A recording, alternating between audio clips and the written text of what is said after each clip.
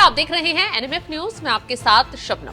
देश में सबका साथ सबका विकास की बातें जोरों शोर पर की जाती हैं, लेकिन इसी भारत में कुछ शक्तियां ऐसी पनप रही हैं जो अपना विकास देश को तोड़ने की साजिश में जुटी हुई है। धीरे धीरे कुछ इलाकों में ऐसी चालें चली जा रही हैं कि वहां का नक्शा बदल जाए, वहां की हवा बदल जाए और वहां का माहौल भी बदल जाए। ऐसी साजिश जोरों शोरों से की जा रही है।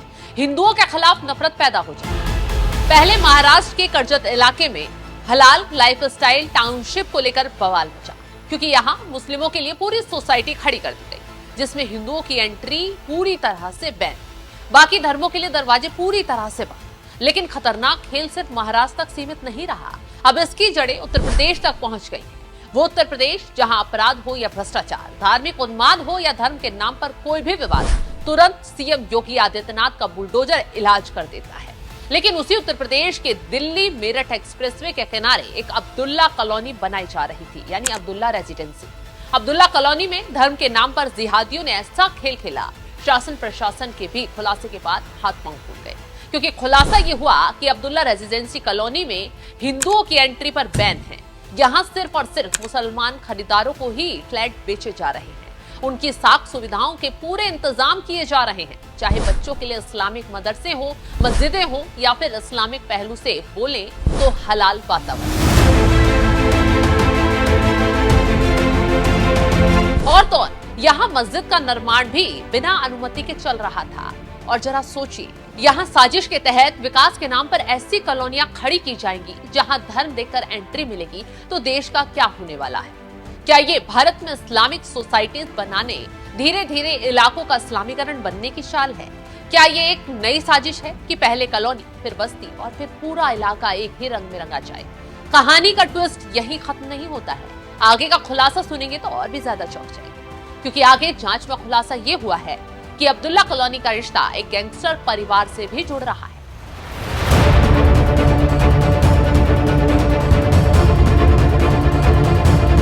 आरोप है कि इस अब्दुल्ला कॉलोनी की जमीन में अपराधियों की संपत्ति भी शामिल है, उनका पैसा भी लगा हुआ है। यानी एक तीर से दो निशाने, एक तरफ धार्मिक आधार पर अलगाव और दूसरी तरफ अपराध की छत्रछाया। लेकिन जैसे ही अब्दुल्ला हलाल सोसाइटी का ये मामला सुर्खियों में आया, न सिर्फ शासन प्रशासन हैरान हुआ, बल्कि योगी आदित्यनाथ का बुलडोजर धड़ाधड़ तरीके से अब्दुल्ला कॉलोनी में बिना देरी करते हुए पहुंच गया। फिर क्या था? वही हुआ जिसके जिहादियों ने उम्मीद नहीं की होगी। नापाक इरादे मिट्टी में मिलाए गए, धर्म विशेष के लिए खड़ी की जा रही दीवारें गिरा दी गई और खेल खत्म कर दिया गया। कैसे यहाँ तक बुलडोजर पहुंचा, कैसे बिल्डर की बड़ी चालाकी पकड़ी गई, अवैध कब्जा पकड़ा गया, चलिए टाइमलाइन पूरी बता देते हैं।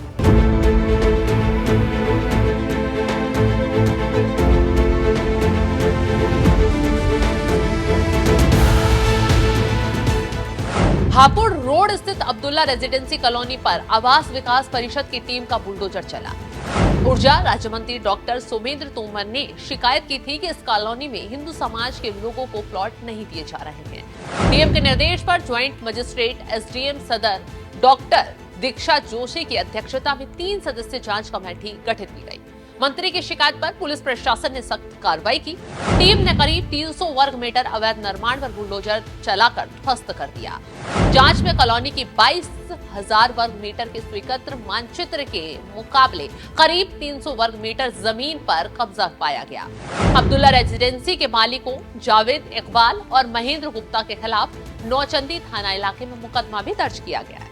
ये मामला कोई मामूली केस नहीं है, बल्कि देश की एकता अखंडता के लिए सबसे बड़ा खतरा है। इसलिए योगी आदित्यनाथ के मंत्री सोमेंद्र तोमर ने मामला संज्ञान में आते ही अब्दुल्ला कॉलोनी में सीधे जांच के आदेश दिए और तो और पहले ये साफ कर दिया कि अगर यहाँ धार्मिक भेदभाव साबित हुआ तो मस्जिद बिना परमिशन के निकली तो बुलडोजर चलने में वक्त नहीं लगेगा। और हुआ भी ऐसा ही। जांच की गई, सारी चीजें चोरी और पकड़ी गई। इसी वजह से बिना देरी करते हुए इस कट्टर सोच वाली कॉलोनी को ध्वस्त कर दिया गया। और आपको पता है, यूपी में बुलडोजर का मतलब तो सिर्फ एक ही है, सीधा खेल खत्म। इसी वजह से इस मामले को गंभीरता से लेते हुए यूपी के मंत्री सोमेंद्र तोमर ने साफ साफ कह दिया था पहले ही, योगी सरकार में धार्मिक आधार पर भेदभाव या फिर अपराधियों को बर्दाश्त नहीं किया जाएगा। ये दुखद है। इस तरह की घटना जैसी जानकारी में आया है कि अब्दुल्ला रेजिडेंसी के नाम से जहां पर हमारा 5th फेज का दिल्ली मेरठ एक्सप्रेसवे का काम है, जो हम लोग आवास विकास की जहां पर टाउनशिप लेकर आ रहे हैं, यानी हम लोग विकास की सोच के साथ जिस क्षेत्र को आगे बढ़ाना चाहते हैं, वहां पर इस सोच के साथ एक ही धर्म के लोग उस कॉलोनी में रहेंगे। मैं उसकी जांच करा रहा हूं और जांच कराने के बाद, क्योंकि मेरी जानकारी में भी आया है, कोई वहां मस्जिद भी बनी है और उस धार्मिक स्थान का उसका नक्शा स्वीकृत है या नहीं, ये सारी चीजें जांच का विषय है। जांच कराई जा रही है और यहाँ तक भी जानकारी है कि कुछ गैंगस्टर की प्रॉपर्टी उसमें लगी हुई है।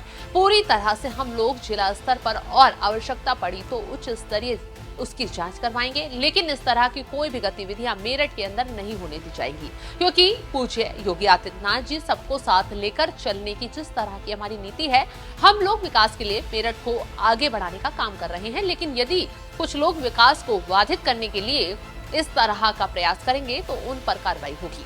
वहीं जब बात आगे बढ़ी, जांच के रास्ते पर निकली, बुलडोजर दौड़ा तो कॉलोनी के प्रोजेक्ट मैनेजर ने तुरंत इन आरोपों को सिरे से खारिज कर दिया और कहते नजर आए, यहाँ सबको एंट्री है, हिंदू भी प्रॉपर्टी खरीद सकते हैं या हमारे स्टाफ में हिंदू कर्मचारी भी काम कर रहे हैं।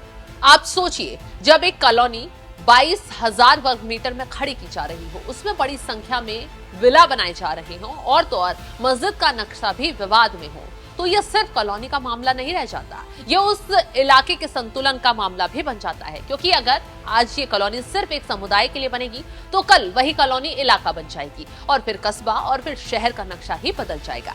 ये वही सॉफ्ट इस्लामीकरण की रणनीति है जिसका असर धीरे धीरे समाज में घुमाया जा रहा है और घुसाया जा रहा है। अब सवाल ये है कि क्या विकास के नाम पर विभाजन की राजनीति होगी? क्या भारत में बस्तियां धर्म देखकर बनाई जाएंगी? क्या एक कॉलोनी में रहने का हक सिर्फ इस आधार पर तय होगा कि आप कौन से धर्म से हैं?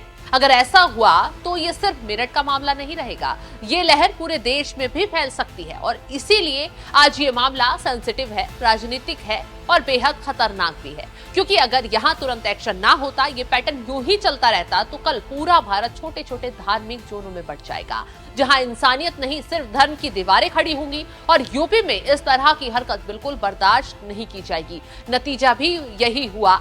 जैसा कि आपने देखा, योगी सरकार के संज्ञान में जैसे ही ये कॉलोनी सामने आई, अब्दुल्ला रेजिडेंसी पर तुरंत बुलडोजर चलाकर उसे ध्वस्त कर दिया गया। फिलहाल इस खबर को लेकर आप क्या राय रखते हैं, कमेंट बॉक्स में जरूर बताइएगा। तमाम बड़ी खबरों की अपडेट के लिए आप हमारे साथ जुड़े।